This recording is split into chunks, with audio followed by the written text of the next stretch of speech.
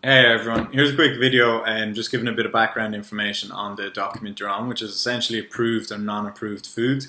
So what we've done is to just clarify things and make things easier for people is we're just going to collect all of the products and different things or different types of foods that go up on the page, because evidently they can get lost as pages close and we might have repeat questions and new people coming in and out of the page. So this is just going to be a really useful tool for people to scan over and have a look at things that have been maybe approved in the past or things that maybe haven't been approved. And essentially it's just like on plan or not on plan.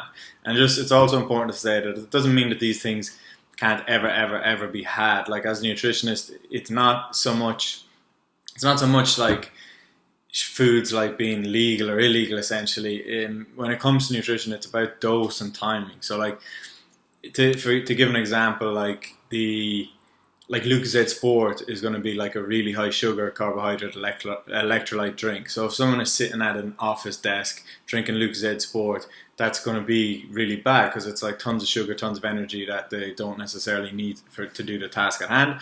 Whereas if that same person has just ran a 10k race or done a half marathon or some really have exerted themselves an awful lot, that Lucozade Sport is actually going to be really good then to replenish glycogen and kickstart recovery.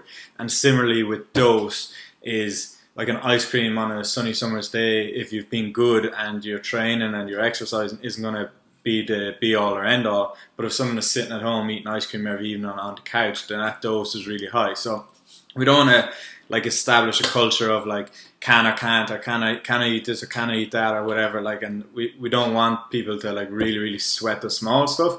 So this is just a loose guide in terms of what's been approved or not approved, essentially.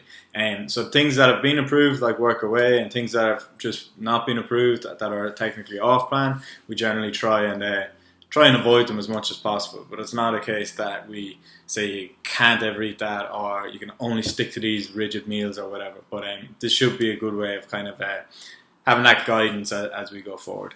So as again, any questions, if you see something that hasn't been asked or something similar, just pop it on the page and I'll add it to the document, or you can add it to the document here yourself.